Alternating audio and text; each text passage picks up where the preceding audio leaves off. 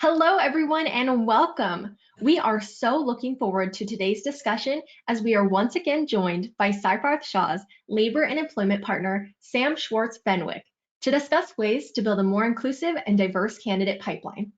Today is a special episode, though, because you are listening to HR Table Talk, a podcast-style webinar series designed for HR leaders in the small to medium-sized company space. Now, before we dive into today's discussion, I'd like to discuss some housekeeping items. This webinar is available for 1 SHRM and 1 HRCI credit. For our live attendees looking to receive credit, be sure to stick around for our post-webinar survey. If you're listening to this on demand, check your email for instructions on how to redeem your credit. Don't worry, this webinar is being recorded, so you can use it as a resource, pass it along to your coworkers, or watch it whenever you want. We would love to answer as many of your questions as we can today, so make sure you utilize those chat and question functionalities. For some practice, I would love to hear from the audience. Use the chat or question functionality and let us know what you are looking forward to for today's discussion. And so for some little maneuvering here in the right-hand side of your GoToWebinar panel, there is a chat and question functionality. So in either of those, feel free to drop your answer to that question. I personally am looking forward to hearing the ways in which we can build a more inclusive and diverse candidate pipeline. With that in mind, I'd like to officially kick us off by welcoming everyone to today's discussion. Please send a friendly hello and a warm welcome in the chat to our HR Table Talk host, Liv Carter, and Seyfarth Shaw's labor and employment partner, Sam Schwartz Fenwick. Without further ado, take it away, Liv. Thank you, Lady in the Wind. Hi, and welcome to another episode of HR Table Talk, a webinar series designed for you, HR and talent acquisition leaders that might be leading in small to medium-sized organizations or companies. I'm Liv Carter, and I'm going to be your host today for today's episode with Sam Schwartz Fenwick. Before we jump in, though, before we jump in and introduce today's speaker, I'd love to thank today's sponsor of HR Table Talk. Comey, thank you for sponsoring this episode of HR Table Talk. Viewers, listeners, thanks for tuning in. I see you guys are filling out the chat using the chat function and question function, so great job there. On-demand listeners, in the future, glad to have you here as well. I am really excited for today's HR Table Talk because it's going to be a unique one. Instead of doing a deeper dive on some insight from previous HR at the Table webinar content and insight, we've actually brought back an HR at the Table guest speaker, Sam Schwartz Fenwick. Sam is a labor and employment partner at Seyfarth Shaw, one of the top firms in the country. I had the opportunity of interviewing him just last week, and we talked about improving diversity in hiring through HR technology. Super insightful conversation, so I am excited for today and today's interview. Sam, thanks for joining us back. Oh my gosh, my pleasure. I'm so happy to be here, and I'm so thankful for the sponsorship that made today possible. Just one thing, a piece of housekeeping before we get started is that, I think today will be most interesting and most valuable if people just want to shoot over questions. We want this to be a meaningful discussion. So if you have questions along the way, please, use the chat function and let us know those questions. Just make sure to keep them general if possible, because I cannot provide legal advice over the webinar. So with that, though, I'm really excited to have this conversation. Yeah, super important call out, Sam. Thanks for noting that, but we definitely welcome your questions. So use that question or chat function. Sam, it's great to have you back. We're obviously going to be talking about building a diverse and inclusive candidate pipeline, which I think is so important. But before we jump fully in, I'd love for you to just give an introduction of who you are, what you do, and why this topic matters to you. Yeah, so as Bree mentioned, I'm a labor and employment partner at Seyfarth Shaw. I'm based in Chicago, and I do a whole mix of things as part of my day to day. You know, I do a lot of litigation where I'm in court or before an administrative hearing, but really my joy and passion with work is getting to help employers make their workplaces more diverse, equitable, and inclusive. I think that it's a part of corporate America where we can really be at the cutting edge of driving this country forward, to be more in line with its promise, and a promise of equality and a promise of people being judged on merit. So a lot of that, those strategies relate to how do we recruit the best talent, and how do we retain the best talent, and how do we ensure the best talent is moving forward. And I think it's really important that the best talent goes hand in hand with the most diverse talent. If you are in a room where everyone looks like you don't have the best talent. That's just true. We're only as strong as our diversity, and every study bears that out, that the more diverse and inclusive a workforce is, the better that workplace performs. It makes you think outside the box, it increases creativity, and it really just helps people bring their full selves to work, which allows them to do their best. So I think in every metric, it's paramount, and really exciting to help companies, especially at this point in time, to try to drive these issues forward. Yeah, yeah. Thank you, Sam. I think you hit on a lot of really important points there. I think, just to start high level, I'd love to just start with why diversity and inclusion should even matter, in recruiting and hiring. I think it's clear, but still, for all organizations, big and small, I think it's important to drill in a little bit on why it matters to begin with. Yeah, I think it matters for a lot of reasons. I think one is customer focused. If you're creating products or services for a customer base, you're going to have a lot of blinders on unless you have a diverse workforce that makes sure that you're seeing things through the same eyes as a client. And it's not just having, one person who's Black or one person from North Carolina.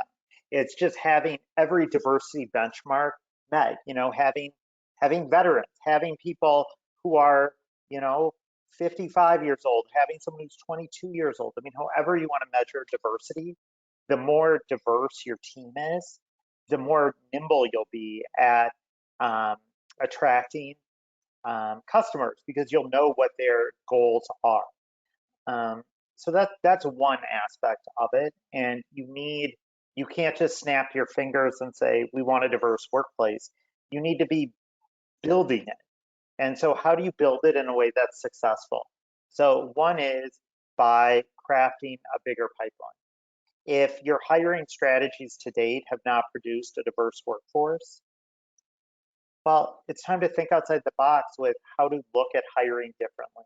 What are the core functionalities that someone will have who's going to be successful at your company? They may or may not be reflected in your job description. If they are reflected in your job description, think about, where are we looking to hire people? And how can we broaden the diversity of that pool? Can we go to historically Black colleges and universities and start recruiting there? Can we go to minority job fairs? Can we do all these things to bring in a broader pool of candidates?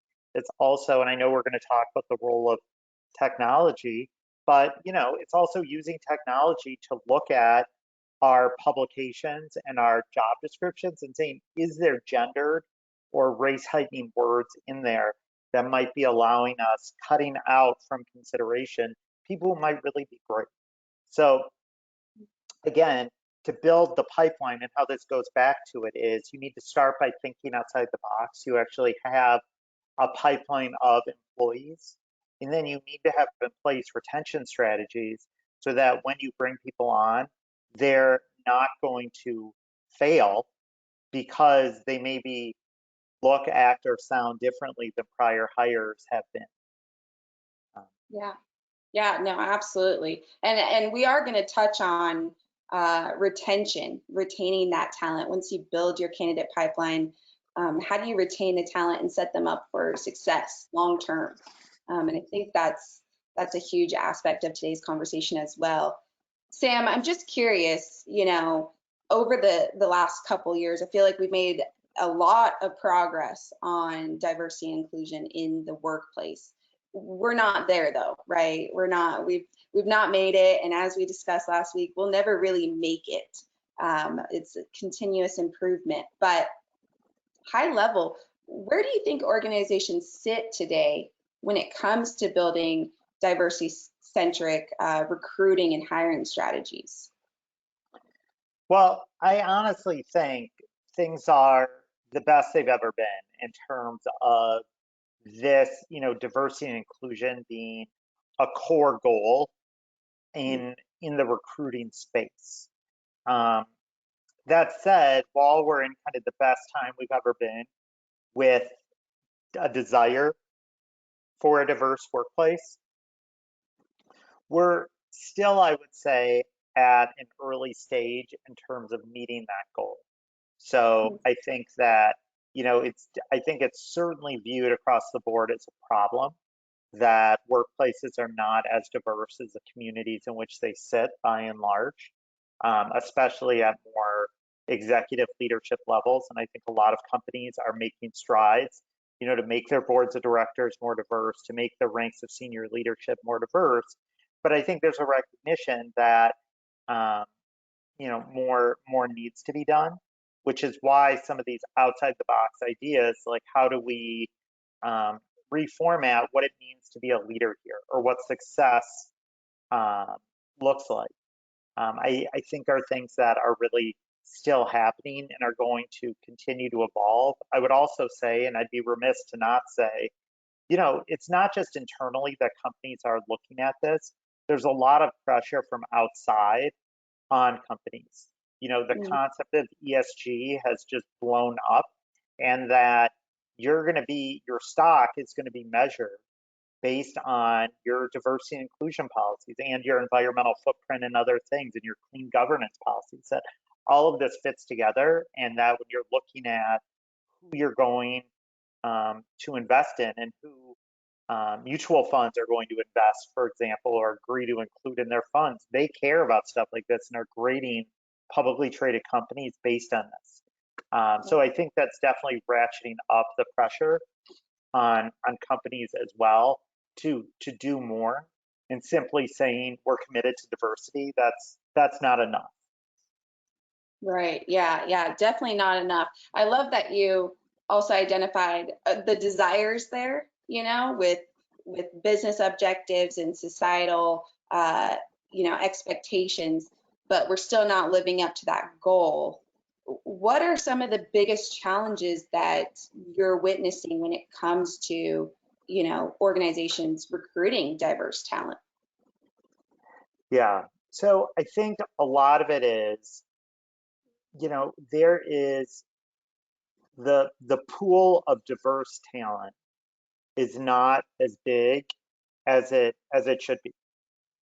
And in a lot of reasons, a lot of ways, it's because of the, continuing legacy of systemic racism in this country, and what opportunities for advancement that provides. It deals with steering certain groups away from certain types of education. You look at the demographics of engineering, for instance, and they certainly don't map the demographics of any community, in terms of how overwhelmingly male they are, and how overwhelmingly non-Black and Latino they are. I mean, it doesn't reflect the demographics of society, but that's the qualified talent pool. So as, for instance, for certain jobs, so what do? You have at present, you have a lot of people going after the same talent. So what you can do in the near term is embrace policies and try to develop a culture that's more welcoming and more inclusive than that of other people. What does that mean? It means being frank about your failings.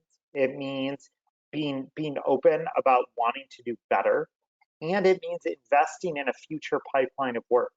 You know, if you're in engineering, it potentially means investing in science programs in underserved areas in the city where your headquarters are. It means having your employees, you know, dedicate a certain number of paid hours a year to doing volunteerism in schools in those underserved communities to show, you know, this is a cool job, you know, in building that pipeline. It's not something that can change overnight, you know, but it's something that showing our commitment can create change in, you know, in the near future. Yeah, yeah, absolutely. And I love how you building the candidate pipeline is an investment. Like you said, it's not, we're not going to talk about this for 60 minutes and then all of our pipelines are going to be more diverse and inclusive, right? It's a long-term commitment that and investment that you're making in your organization for And I would company, say, your yeah, society. Yeah, yeah. yeah, and I would say that when you show that commitment and promote that commitment, it helps you become more diverse because it's attracting candidates who are saying, this company gets it. I want to work there. And it doesn't only help you attract, you know, the most only diverse talent, it makes you attract the best talent because it's a reality. I don't know what generation we're in now, generation PDQ or whatever it is, but whatever they are, every study shows that with kind of every subsequent generation, the value that's placed on being in a diverse and inclusive workforce, the percentage of people saying they will only work for a company with those values, it continues to grow exponentially. So Right. this is core not only to kind of the greater societal good of having a more equitable society, it's again, it's best for your business at attracting and retaining the best people. Yeah, yeah. And your employees recognizing them as stakeholders, right? Recognizing your Correct. candidates as stakeholders even Yeah, before they hit the door. Yeah. right. So Sam, I'd like to jump in then. Where do we start, right? Where do we start when building a diverse and inclusive candidate pipeline? So I think what you want to do, I think it really starts with reimagining your recruitment. So often recruitment will start with a job description. I think it's really important to look at your job description through a diversity and inclusion lens and see the ways, and I kind of footnoted this before, but to really focus on how your job description might be scaring off or excluding some amazing candidates.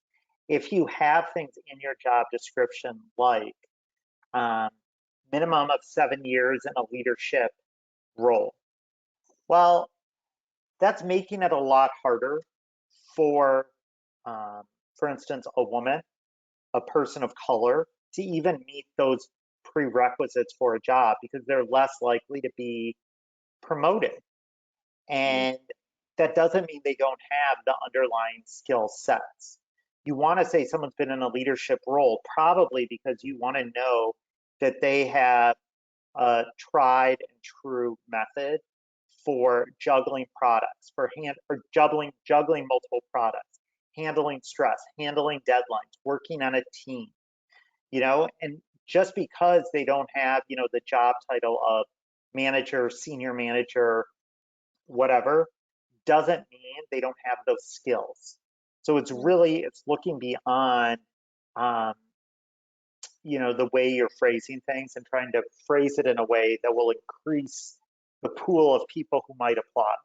It's also, it's looking at where are we doing recruiting and why are we only recruiting from those places.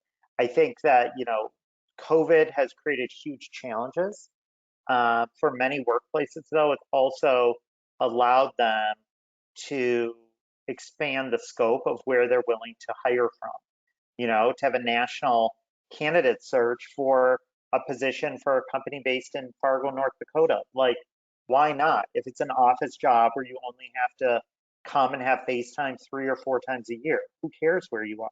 So I think that expanding your um, the geographic reach of your search is a really helpful way. Changing potentially what colleges you're looking at can be really helpful if you're looking for kind of entry-level people after college. Those can also be helpful. There's also technology systems that focus on broadening the diversity of your applicant base. There are tools out there that's really their stated mission, and I think that it's worth exploring that. Yeah, yeah. I love how you even started that, addressing this question with reimagining your recruiting and hiring processes. I think that's a key point is the tried and true methods aren't enough, right? And we have to break through the status quo. Diversity is not a new concept, right? I mean, this has been the law since the 1960s, to not have discrimination in the workplace. And diversity has been a stated goal of American business at least since the 1970s. So 50 years in, what we're doing, it's not good enough. We need to be creative. We need to think outside the box. Not everything we're going to do is going to work, but we need to fail forward and keep trying. And that's really the best strategy. It's just remain committed and seeing what works and keeping that going. And when something doesn't work, try to reimagine it. Right, right. And I think, part of recognizing what's working and what's not is recognizing where you're currently at, right? And what resources you have. And that was something actually, we had an interview with MarketCast's CHRO, Regina Johnson. She mentioned, start with where you're at. It might not be where you want to be, but at least recognize that. What are some key factors or metrics that, small to medium sized organizations like those in our company should look at when assessing their current D&I strategies? Yeah, so I think that especially for companies in that size, it's really important to recognize the power of Google and what you can get for free, not hiring a paid consultant, but what you can get for free in terms of benchmarking, what is the diversity of the metropolitan area where you're in? What is the diversity of the industry that you're in? And there's studies on it. And then you can look at your workplace and say, where are we right now? Where do we want to go? What would success look like? And I think, you might find, I think it's also, at minimum, having an HRIS platform that allows you to mine some data on the diversity of your workforce, and say, what percent of our workforce is female? What percent of our executive leadership is female? What about who are Black, who are openly LGBTQ plus?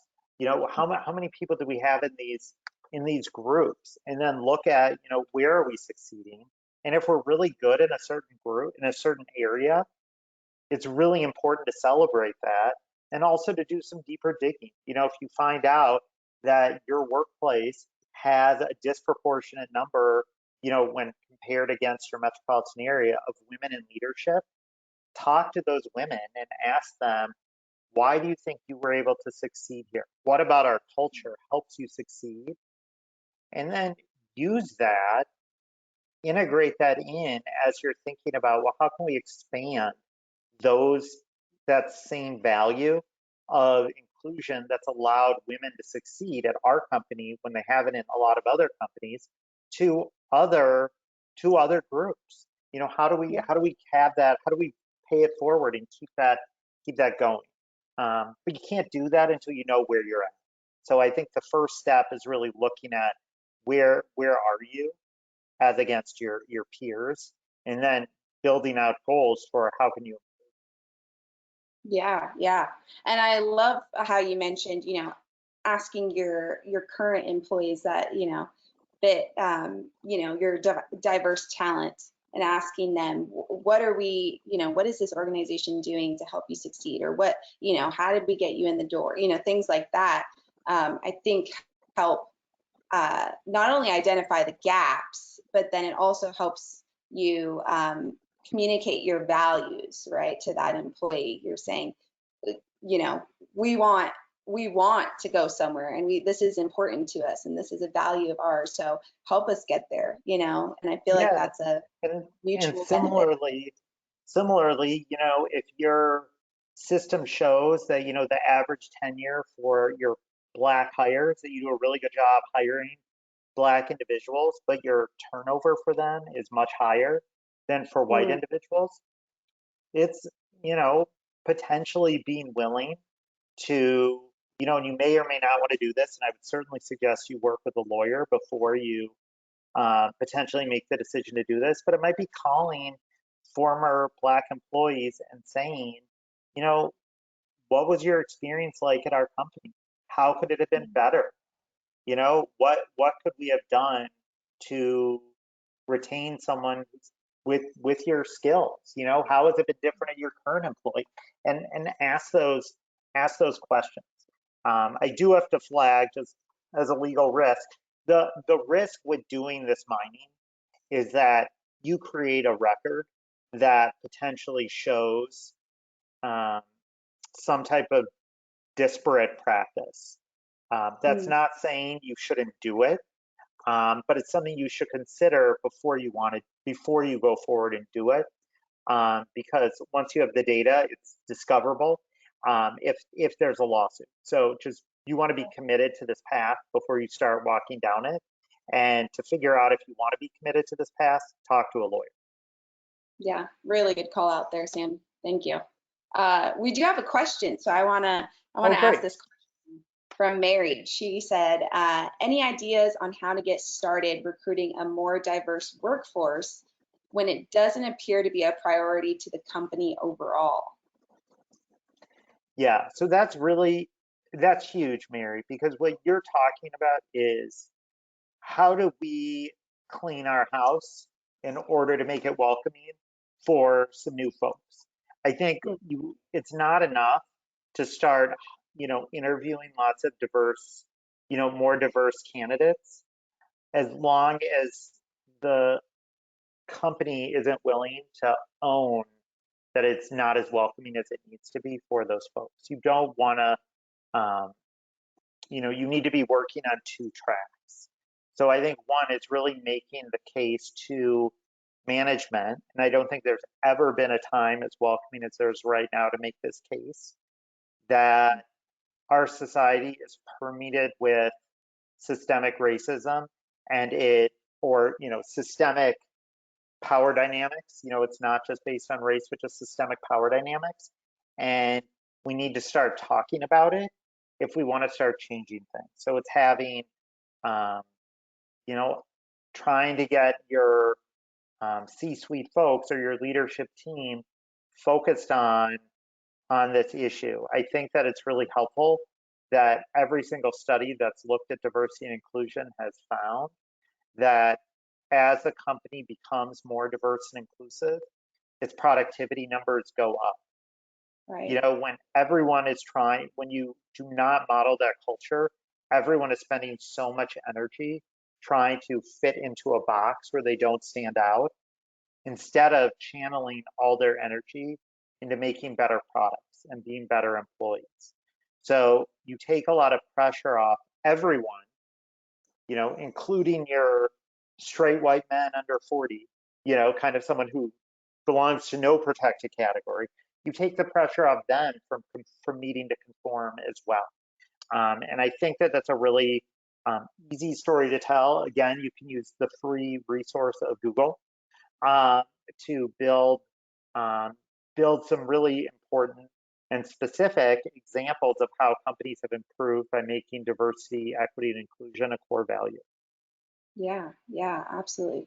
Really good insight. And I think you kind of touched on it, was speaking the language of your C-suite leaders or your VPs, right? And educating them on why it matters, you know, if they don't value it overall, maybe why it matters as a business objective, right? Is huge. I think that's right. I think it's also really important when we talk about diversity to recognize that every single person is diverse. every single person comes in with their own characteristics, their own priorities, their own goals, and we want to honor all of that. So we're not, I think there's a lot of fear that some people have that we're talking about diversity. We're talking about, you know, groups who have historically held power going away. And that's not really what we're talking about. Well, it's not what we're talking about at all. What we're talking about is how do we lift all boats to make any organization or structure in society more reflective of society as a whole. It's something that's bringing more people in, not where no one is being excluded, is the difference. Yeah, I love that, Sam. Yeah, really, really important call out there. Another question for you. These questions are coming in. I love it. Can you gain better diversity? Sorry, this is from Christy. Can you gain better diversity without tracking metrics? And how do you do that without surveying all employees to get like a baseline of, you know, where their organization's at? Any thoughts on that? Well, so there's a lot of ways to measure diversity. And so I can understand the, you know, the not wanting to do it through HRIS or something like that, where you're asking people questions. Mm-hmm. The nice thing about using that is you're letting people self-identify. You're not kind of just looking around and saying like, oh yeah, we have 3 people of color, but like, you don't know how they identify themselves. So that's the risk with that. But another thing you can do is just say, you know, it's not as much focused on our current workplace, but instead saying, how do we want our hiring to be more diverse? How can we have more, how can we increase the diversity of the pool of our applicants? And then what culturally are we doing inside the company to make it more receptive? And again, that doesn't involve asking anyone questions. It can involve just what are policies that we can put in place? You know, I think it's pretty clear that your employee retention goes up as you introduce more generous parental leave policies. The ability to retain women is often tied to having on and off ramps for certain career trajectories that allow people to cut down on their hours during certain periods of their life, but then ramp back up later. And that's not just good for women. I mean, I think that's one benefit, but it's also, you know, as people are more and more taking care of elderly parents, or as men are taking on more parenting roles, it's a real retention benefit of those types of benefits. You can look at making your health benefits more more inclusive when it comes to the LGBT community. That's something I work with clients on a lot, you know, in terms of their transgender benefits, or in terms of extending fertility benefits to LGBT couples. Those are all things you can do. It's also where you're putting your corporate dollars, you know, thinking about how are you showing your true commitment to diversity through, you know, the volunteer projects that you're focused on, through your corporate giving or philanthropy, through what organizations you're sponsoring. All of those things can send a really strong message of the value you place in diversity, and make a diverse applicant pool have more interest in you. Yeah. And I love the mention of that community outreach, right? And getting your organization out there. And I think it's a good follow-up question here is you know, in a previous interview, we had someone ask, you know, how do you build a diverse pipeline of candidates when your current workforce is not, you know, diverse or where you want to be, right? So you're in the beginning growth build mode. What are your thoughts on you know, how do you communicate where you want to go to your candidates even though you're not there yet? Yeah, I mean, I think it's being honest about where we are versus where we want to be. So I think it's saying that, and you can have a diversity mission statement. I think a lot of companies have done that. And I think it's or, at least it's a core value where you're talking about we view corporate culture as being at its best when people feel comfortable being their full selves at work and bringing their full selves to work. And Hmm. that's our core value. And I think channeling that in interviews when asked about diversity and saying like, yeah, I mean, I don't think a company is ever there where they know they've kind of reached the mountaintop. Right. But we're working and we're struggling and we're climbing and we're trying to learn more about how we can do things better and Right. how we can hopefully become a leader or continue to be a leader in these efforts as we think about, what we're doing right in the diversity space and learning from feedback we receive, or looking around at what other companies are doing to see how we can do a better job, and we want to keep learning and growing. Right. Yeah, absolutely. And Sam, I want to segue a little bit. So we kind of mentioned earlier technology, right? Hmm. Using your resources available to you. Our audience today varies from company size. We might have some organizations with a sole HR professional who's managing HR and TA and everything in between. But then we might have some larger organizations where they have an HR team and a talent acquisition team and bunch of recruiters and all that really awesome stuff. But that said, I think no matter the size, you can learn to recognize and use your resources available to you.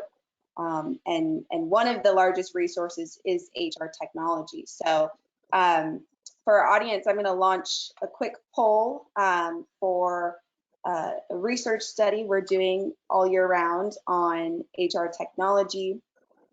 And I think it's really helpful for our audience, Sam, to know where their colleagues are at, obviously, when it comes to HR technology. But I want to know, given this list of ATS, CRM, background screening assessments, is there a tech solution here that you think can make maybe the largest impact on an organization's D&I recruiting strategy? Or is there something on the list that, or isn't on the list that maybe our audience should consider when it comes to HR tech? Do you want me to answer now, or should we wait until we see the poll? We can wait. Is there anything not on the list that you think should be when it comes to D&I lens? I think it's a great list. I think um, there's some other tools that are out there that I think probably fit within these broader categories. So I think it's a good list. Okay, let's see. Let's see where our audience. We'll give it just a few more moments. It's always interesting, and like I said, we'll produce a guide at the end of this year on all of these results, given the time. Okay, just a few more seconds. All right, let's see these results. Hmm. Interesting. So we have ATS as number one, CRM and background screening up there, and then assessments being the second highest. What are your thoughts, Sam? Yeah, that's interesting. I think that I see a huge growth area in assessments and using DNI or using, yeah, DNI technology to Hmm. improve our assessment capabilities. I think that that's a big one. I think in terms of, especially with smaller companies, there can be a huge burden that's lifted the more you're using background screening and ATS technology. I think that those just can end up taking up and really sapping the resources of any team, but especially of small teams. And so I think looking at those technologies is, always worthwhile to see how they're evolving and how they might save you time and resources. Yeah, absolutely. And we actually have a question here from Jean. Any platforms or HR tools that can attract a diverse pipeline for recruitment? You kind of mentioned an ATS being helpful, but do you want to elaborate on that to answer Jean's question? Yeah, yeah. So there are companies um, out there, um, like Advancing Women is one. I mean, like there's these groups out there that, again, just I have no contact with Advancing Women, but I mean, I'm just saying it. It's like an example. But you could just Yeah, do a Google search and find um, these search engines that really allow you to be um, pinpoint more specifically diverse talent. So that is hmm, something you can do in the applicant pool by technology. Something else you can do using technology, which I think is also really important, um, is to really have an AI analysis of your job description to really point out any red flags that make it less diverse. I think that there are so many ways we use language that we don't even realize what red flags we might be holding up. And so I think that's really important in terms of making sure we're attracting the best talent and not um, kind of chilling their applications inadvertently. yeah, yeah. Really good call. And with technology and AI, there's some challenges, right? Some things to be concerned about. What are some of those concerns that our audience should be aware as they build up their tech stack, whether it's just an ATS or an ATS HRS? Yeah. So I think that, I should say in the ATS space, something that's really helpful is you can have AI, scan resumes to Mm, look at really saying, take the bias out of it. We all have bias when we review things. Maybe, you know, they're from the same hometown as you, or some reason mhm. that's totally irrational. But a person will place a value on it. A computer doesn't care. It's really weighing apples to apples and eliminating bias. I think where you can get into some real risk with AI, and again, this doesn't mean not to do it. It just means to be conscious of it and to ask the right questions, is in that assessment phase. It's when you're using AI as part of your assessment, because you need to remember, while AI is a computer generated program that runs neutrally, it runs neutrally based on its pre-programming, and people did that programming, and people have biases. So we're back to that same circle. So when Right. you're looking at AI vendors, you need to ask them, when you were testing this out, there's facial recognition software, for instance, which looks at, is someone being honest? Is someone being sincere? Is someone being confident? Okay, there's software that says that, which can help you, figure out objectively, did someone have a leadership presence, for instance? Um, and that can be really helpful. And if all the test subjects were white men, it's not, it's probably going to have some real um, blinders when it comes to evaluating those characteristics in a black woman. Right. Uh, it just is. So you need to ask those questions and make sure that there was a diverse testing pool of test subjects. It's something that the AI community is um, becoming a lot better at, because they've seen issues with this. I mean, you can see it in, outside of the AI and hiring space. I mean, it's just AI is being used all over the place. I mean, police are using it to figure out if someone fits the profile for a subject, and we're realizing there is bias built in. And so they're trying to do and doing a better job of fixing it. But it's important to ask those questions. It's also important to not overly rely on AI in doing your assessments. AI can be a great tool. It can be a great equalizer. And at the end of the day, you need to have people in there making decisions. Okay. You can't just excuse yourself out of a situation by being like, the computer figured it out, I'm all done. No.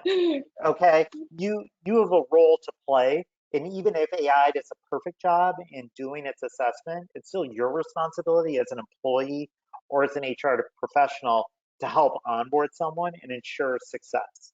Because even if someone is perfect on paper, if they're not welcomed and mentored as they need to be, they're not going to succeed. Okay, so everyone has a role to play in doing this. So it's important, I would say, with AI to just be aware of the blinders that they had in development and try to mitigate against those. And also, don't shirk your responsibility in terms of crafting a more diverse and inclusive workplace. Yeah, yeah. Really good call out that technology is not going to solve it all. And I think we're going to talk about facilitating long-term change and retention in just a second. But before we pivot there, I just want to reiterate that technology is, just a means to an end, right? It's not the complete solution. Outside of technology, what are some additional resources that you've used or seen your clients or other organizations use to improve D&I recruitment? Non-technology based things, I think it can Yeah. be, so I think that it's reimagining what does a successful person in this role look, what qualities do they have? And Hmm. having that discussion with the people who are interviewing and with the people that the new hire is going to work with can be really important. Because if everyone you've always hired for a position has, certain qualifications, they went to X school, they did this at their previous job, and you don't think that that's right anymore for the position, you need to have buy-in from the organization about that. You want to explain to them how having, um, you know, the limitations of their current hires, which is not to criticize their current hires, but it's saying we're not maximizing our potential by it. Hmm. And so getting buy-in and building excitement for looking at the new role differently. So it's not saying, oh, Steve is like this, so I want to hire mini Steve. It's saying Steve is great in his job because he does X, Y, and Z. I want to hire someone who does X, Y, and Z, even if, they're a Brenda, not a Steve.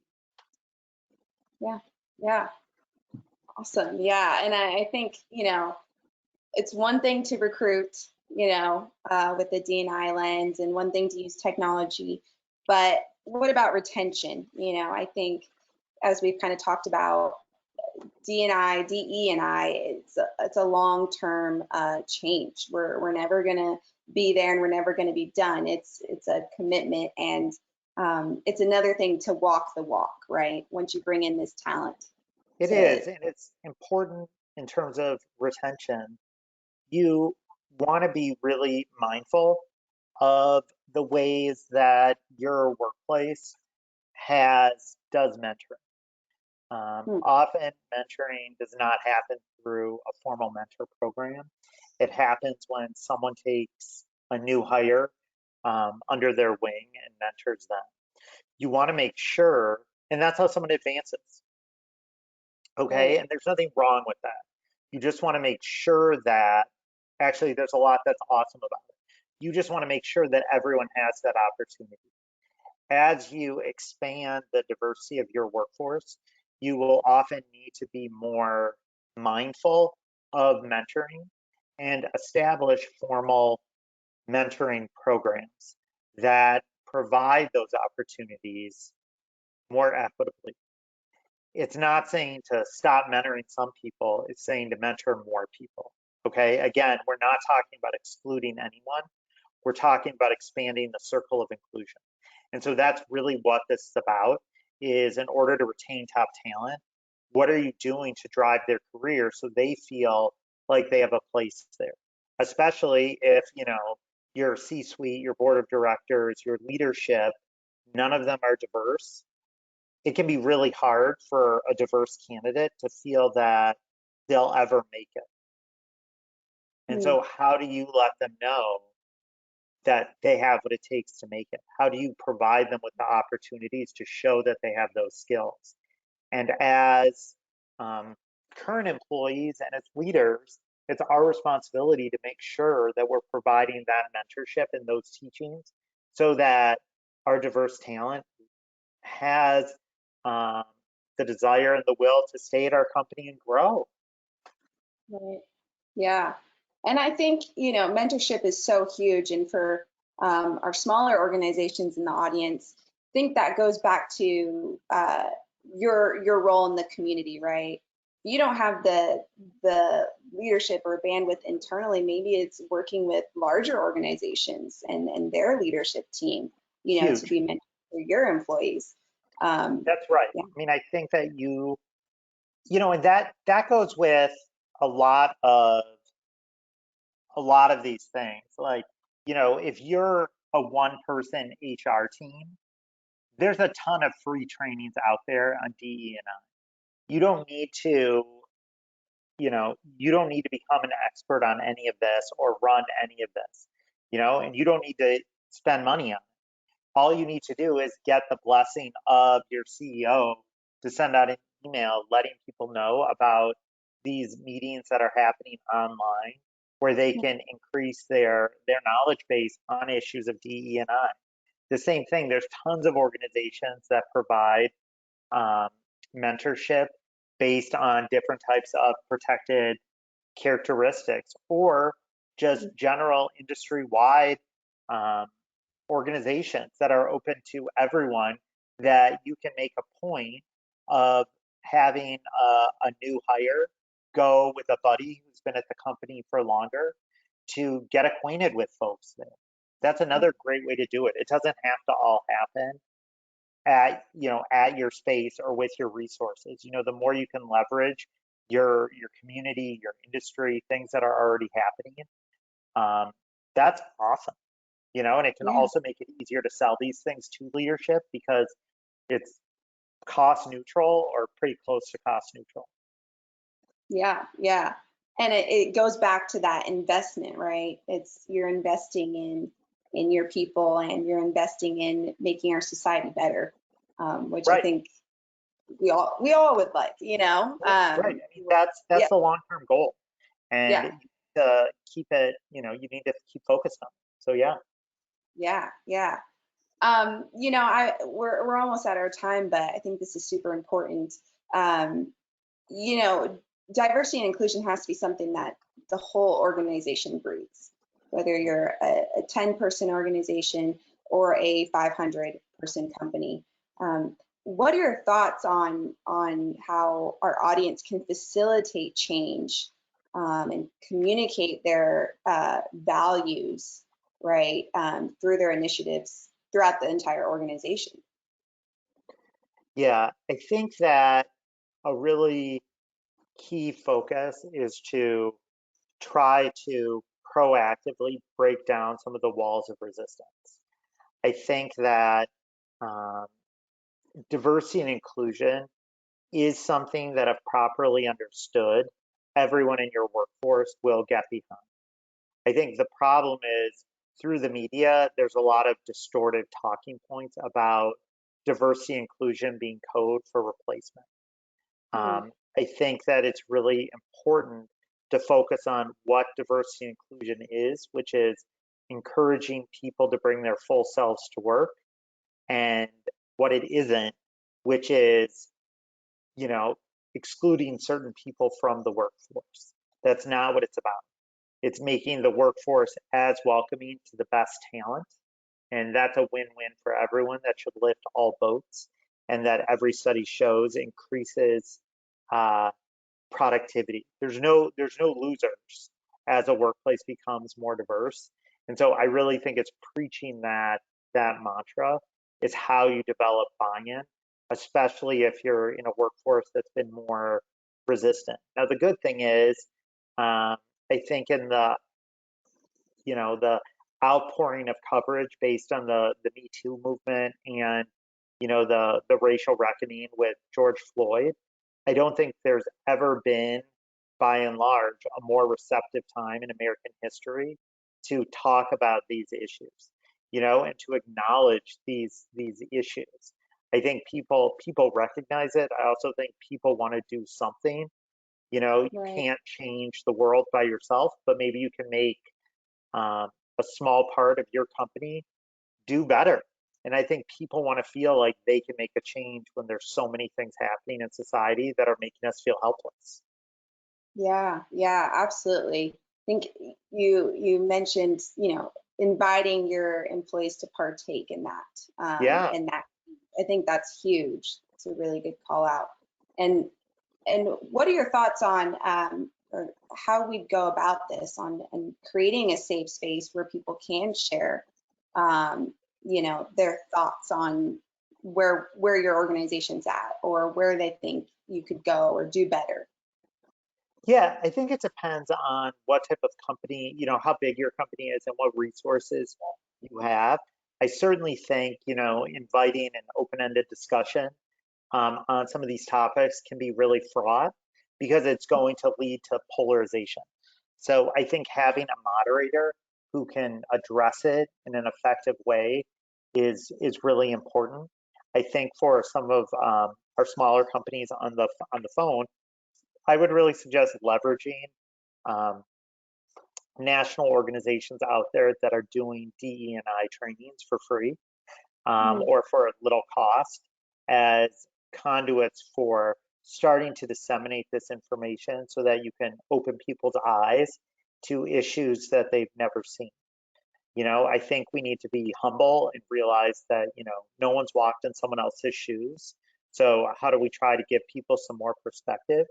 And I think there's some amazing DE&I trainings out there that really try to do that by hearing from employees of various backgrounds about what they endure at work, talking about case studies of how to move forward. I think those are all great things that you can do in addition to, your annual anti-harassment training. I think that this is really separate and it's more just um, skill building, I would say, building that empathy muscle for trying to understand what other people go through and hopefully make us more adept at, seeing people for who they are and not, maybe one characteristic. yeah, yeah. And I think that effort of offering the training and the resources says a lot, for someone female of color, recognizing that my company's trying to do something about our current state, means more to me and makes it feel like, okay, we're gonna create change, right, for our company and then society, and that I think is invaluable. Yeah, that's right. And I think it's not about saying we're doing something wrong. It's saying, and I think this gets back to what the speaker you were mentioning before, Regina, said. It's not about criticizing what we're doing now. It's saying, how could we do better?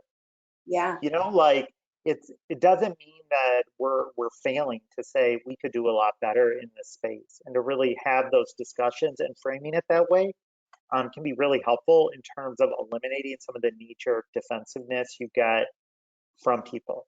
By saying, I'm not saying you're doing anything wrong. I'm not saying anyone's doing anything wrong. Okay. I'm saying we have an opportunity here to do more. So let's talk about how we can build on those opportunities. And I think that reframing it in that way can be really helpful at minimizing, kind of the knee-jerk defensiveness. absolutely. Yeah, we can all do better, and I love how you phrased that. Absolutely. Sam, it kind of looks like we're at our time. Any last remarks or thoughts before I send it back to the lady in the wind? No, I just want to thank everyone for your participation and awesome questions today. I also, again, think this is a really exciting time to engage in this work, and I just want to applaud all of you for doing it at your companies. You are the change maker, so don't forget that. Yeah, absolutely. Thank you again, Sam. It was great having you. And again, thank you to today's episode sponsor, Comeet. Lady in the Wind, I'll toss it back to you to talk about some Sherman HRCI credit. Thanks, Liv. Lady in the wind here. And, that comes from not being able to be seen but heard here. So I just want to say thank you to everyone for your attendance today, as it is always important to assess, analyze, and improve hiring practices with a DE&I lens. I'd also like to give a big thank you to our host, Liv Carter, and to Sam for having this great and relevant discussion. We'd love to hear what you thought about our webinar today, so make sure to leave us some feedback on our post-webinar survey. For our live attendees, stick around just a little bit longer for our post-webinar survey to redeem that one SHRM and/or HRCI credit. For any on-demand listeners, check your email for instructions on how to redeem that credit. We'll be sending out the webinar on demand in case you want to use this for reference or send it to a colleague. For our next HR Table Talk episode, we are interviewing Jared Oviatt, business partner at BBSI, to discuss the why behind investing in the employee experience and how to get started. We hope you can make it, and we will see you next time. Bye, Sam. Bye-bye.